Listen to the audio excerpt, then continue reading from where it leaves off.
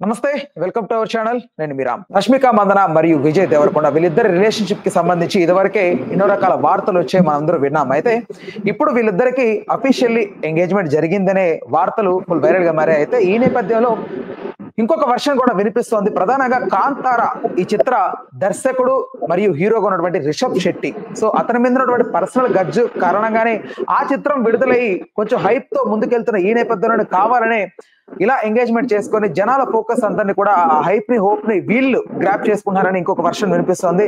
అయితే అసలు ఈ రిలేషన్షిప్ ఎందుకు ఇంత గోప్యంగా ఉంచాల్సి వస్తుందని అంశానికి సంబంధించి మనతో మాట్లాడడానికి ప్రముఖ సోషల్ యాక్టివిస్ట్ కృష్ణకుమారి గారు ఉన్నారు. ఆవిడతో మాట్లాడదాం. అమ్మా నమస్తే. నమస్తే. సో రష్మిక మందన మరియు విజయ్ దేవరకొండ రిలేషన్షిప్ గోప్యంగా ఎందుకు ఉంచారనేది ఒకటైతే, అయితే రష్మిక కావాలనే వాంటెడ్ గా రిషబ్ శెట్టి చిత్రం కాంతార చిత్రాన్ని కొంచెం డ్యామేజ్ చేయాలని అందరినీ అటెన్షన్ అంతా గ్రాప్ చేసి అటువైపు ఆ చిత్రాన్ని ఎవరిని వెళ్ళనివ్వకుండా వీళ్ళు తిప్పుకున్నారని ఇంకొక వర్షన్ వినిపిస్తా ఉందమ్మా. అయితే ప్రధానంగా సినిమా ఇండస్ట్రీలో కొత్తగా వీళ్ళ జంట చాలా చాలా గోప్యంగా వీళ్ళ లవ్ స్టోరీని ఉంచారు. ఇప్పుడు పెళ్లి వరకు పెట్టి లెక్కబోతున్నారు. అసలు అంశాన్ని ఎలా చూస్తారు?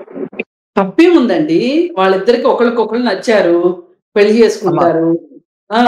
కాకపోతే ఇక్కడ ప్రేక్షకుల నాడి, అసలు సమాజం యొక్క దృక్పథము మారిన నేపథ్యంలో పెళ్లి చేసుకోకుండా ఉండాలి అనే ఒక మనస్తత్వం, అంటే పెళ్లి అయితే వాళ్ళకి క్రేజ్ పోతుంది అనే ఉద్దేశంతో ఆ విషయాన్ని దాచిపెట్టడం ఎక్కువైంది. అయితే అసలు మన సినిమాలు మొదలైనప్పటి నుంచి కనుక చూసుకుంటే హీరోయిన్స్ అందరూ కూడా, దాదాపు మొదటి తరం హీరోయిన్స్ అందరూ కూడా పెళ్లి అయ్యి పిల్లలు ఉన్న వాళ్ళు హీరోయిన్స్ అయ్యేవాళ్ళు. అసలు పెళ్లిని ఎవరు దాచిపెట్టేవాళ్ళు కాదు. కానీ సావిత్రి గారి మటుకు ఆవిడ పెళ్లిని దాచిపెట్టింది. అయితే కొన్ని రోజుల తర్వాత ఎప్పుడో ఒకసారి ఒక సంతకం చేసేటప్పుడు సావిత్రి గణేష్ అని చెప్పి ఆవిడ సంతకం పెట్టడం తోటి ఆవిడకి పెళ్ళయింది అనే సంగతి తెలిసింది. ఇక అప్పుడు తప్పనిసరి పరిస్థితుల్లో ఆవిడ రివీల్ చేసింది. కానీ అంతకుముందు మనం గారు జానకి కావచ్చు, అంజలి గారు కావచ్చు, వాళ్ళిద్దరూ పిల్లలు ఉన్న తర్వాతనే పెళ్ళైన తర్వాతనే వచ్చారు వాళ్ళు ఫీల్డ్ లోకి. అలాగే నాంబ గారు కావచ్చు, ఇంకా చాలా మంది పిల్లలు ఉండేవాళ్ళు వాళ్ళకి. కూడా పెళ్లి చేసుకుని ప్రకటించారు. అలాగే జమున గారు తను హీరోయిన్ గా కొనసాగేటప్పుడే పెళ్లి చేసుకున్నారు. పెళ్లి తర్వాత కూడా ఆవిడ స్వచ్ఛందంగా విరామం ఇచ్చి మళ్ళీ సినిమాలు కొనసాగించారు. అయితే ఆ తర్వాత నుంచి ఇప్పుడు మన శ్రీదేవి వాళ్ళ టర్మ్, జయప్రద వీళ్ళ టర్మ్ వచ్చేటప్పటికి పెళ్లిని దాచిపెట్టాలి అనే ఉద్దేశం ఉండేది. కానీ జయసుధ కూడా తన పెళ్లిని దాచిపెట్ల, బహిరంగంగానే పెళ్లి చేసుకున్నారు ఆవిడ. బహిరంగంగా పెళ్లిళ్ళు అయ్యాయి, కానీ హీరోయిన్లు పెళ్లి చేసుకున్న చెప్పని టైం ఒకటి వచ్చింది. అది ఏంటి అంటే నిర్మాతల వైపు నుంచి వాళ్ళకి ఆ విధమైన ఒత్తిడి ఉంది. ఏంటి అంటే దర్శకులు, నిర్మాతలు ఏం చెప్తారు అంటే, ఒకప్పుడు సినిమాగా చూసే ప్రేక్షకులు ఉండేవాళ్ళు. ఆ తరువాత ప్రేక్షకులు హీరోయిన్లని తోటి వాళ్ళని ఊహించుకునే పరిస్థితి వచ్చింది ప్రేక్షకుల్లో. మరి ఒక పెళ్లి అమ్మాయిని ఊహించుకోవడము అనేది వాళ్ళు ఇష్టపడరు. కాబట్టి వీళ్ళు పెళ్లి కాలేదు అనేది వీళ్ళు ఎస్టాబ్లిష్ చేసేవాళ్ళు సొసైటీలో. అయితే ఒకప్పట్లో, రైట్, సారీ ఫర్ ది ఇంట్రషన్ అమ్మా. అయితే ఒకప్పట్లో ఎలా ఉండేదంటే, హీరోయిన్లు అదే ఎక్కువ చిత్రాలు నటిస్తే వాళ్ళు నిజ జీవితంలో కూడా మొగుడు పిల్లలేమో, వైఫ్ అండ్ హస్బెండ్ ఏమంటే, ఫర్ ఎగ్జాంపుల్ చిన్నప్పుడు చాలా మంది వెంకటేష్ గారిని, సౌందర్య గారిని వైఫ్ అండ్ హస్బెండ్ అనుకున్న రోజులు కూడా ఉన్నాయి.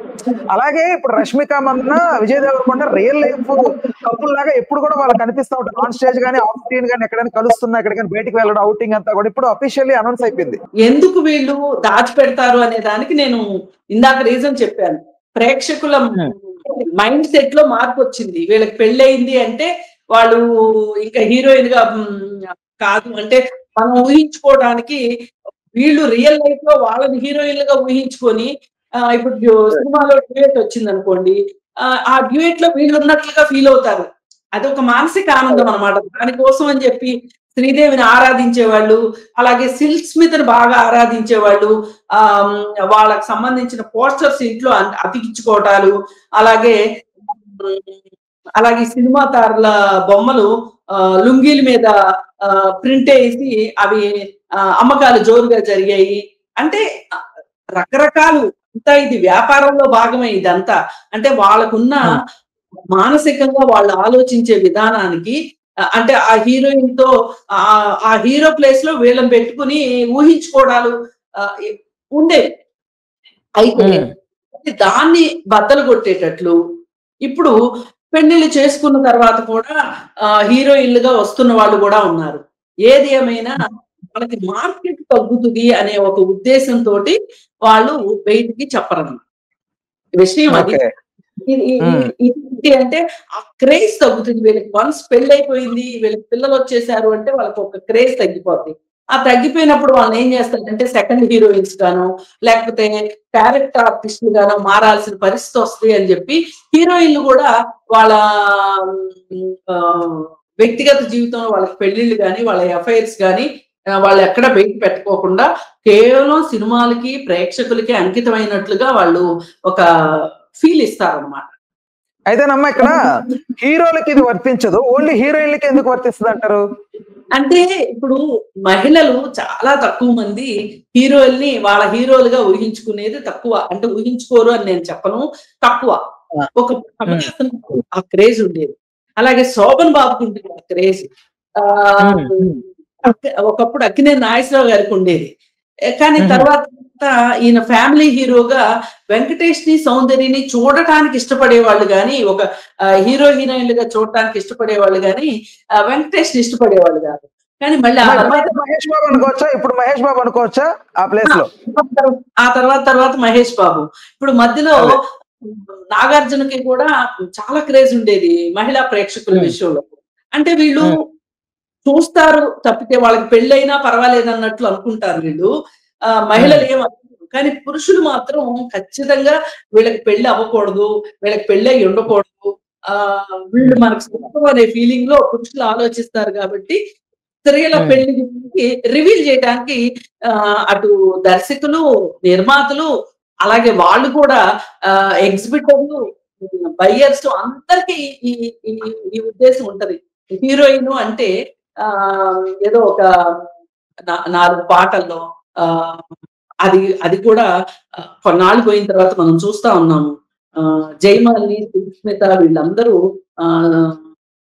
మన అమ్మాయి డిస్కో శాంతి వీళ్ళు కనుమరుగైన తర్వాత ఒక రకంగా హీరోయిన్లే ఆ విధంగా వేషభాషలు కావచ్చు, పాటల్లో అశ్లీలతని దొరలిస్తున్నారు.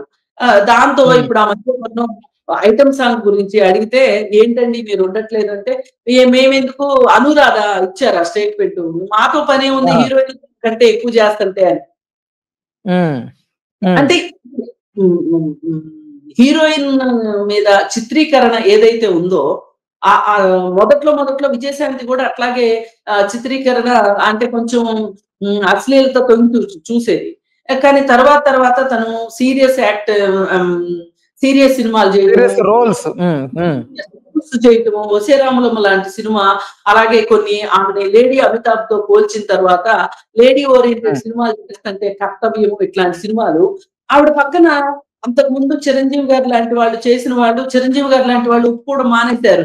ఎందుకంటే ఆవిడ కథ విషయంలో తనకి ఖచ్చితంగా బాగా హీరోతో సమానమైన రోల్ కావాలి అని ఆవిడ పట్టుపట్టేది. ఆ కథ విషయంలో ఆవిడ చాలా పట్టుపట్టేది అనమాట. దాంతో హీరోలు ఇష్టపడేవాళ్ళు కాదు. అందుకని ఆవిడ ఏం చేశారు అంటే ఆవిడకి లేడీ సూపర్ స్టార్ అని, లేడీ అమితాబ్ అని, సౌత్ అమితాబ్ అని ఇట్లా వచ్చేసరికి హీరోయిన్ తట్టుకోలేక హీరోయిన్ ఓరియంటెడ్ సినిమాలు వచ్చినాయి.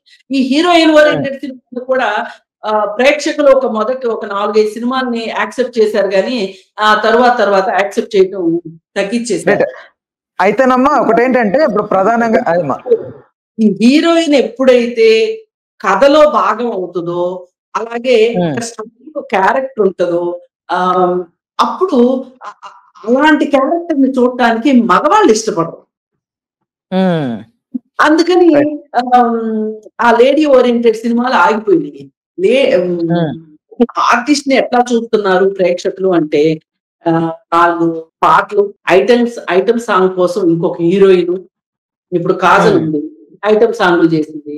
అలాగే రష్మిక కూడా ఏదో ఒక సినిమాలో ఐటమ్ సాంగ్ చేసినట్టుంది. ఇట్లా ఐటమ్ సాంగ్లు చేస్తున్నారు. కొంతమంది ఐటమ్ సాంగ్లు చేసిన తర్వాత వీళ్ళకి హీరోయిన్ క్యారెక్టర్స్ వస్తున్నాయి. అసలు ఒక సినిమాలో అయితే సాక్షాత్తు ఆ శృతి హాసన్ ఐటమ్ సాంగ్ చేసింది. అదే చిత్రంలో ఆ సినిమాలో హీరోయిన్ కన్నా ఐటమ్ సాంగ్ చేసిన అమ్మాయి బాగుంది కదా అనుకున్నారు. అట్లా ఉంటున్నాయి అన్నమాట. అంటే ఇదంతా మార్కెట్ ఎలా ఉంటే మార్కెట్ కి అనుగుణంగానే ఉంటాయి ఇవన్నీ. ఇది ఎక్కడ రాసి పెట్టి ఇదేదో ఒక సిద్ధాంతం లాగానో లేకపోతే ఒక ప్రిన్సిపల్ అన్నట్లు ఎక్కడా రాసి పెట్టి ఉండవు. హలో, తెలుగు రాజ్యం ఛానల్ చూస్తున్నారా? సామాజిక రాజకీయ జీవన చిత్రణే తెలుగు రాజ్యం. అతిశయోక్తులు అసత్యాలు ఉండవు. రాజకీయ కోణం కాదు, ప్రజా కోణమే కొలబద్ద. తెలుగు రాజ్యం వీక్షణ మీ ఉత్తమ అభిరుచికి నిదర్శనం.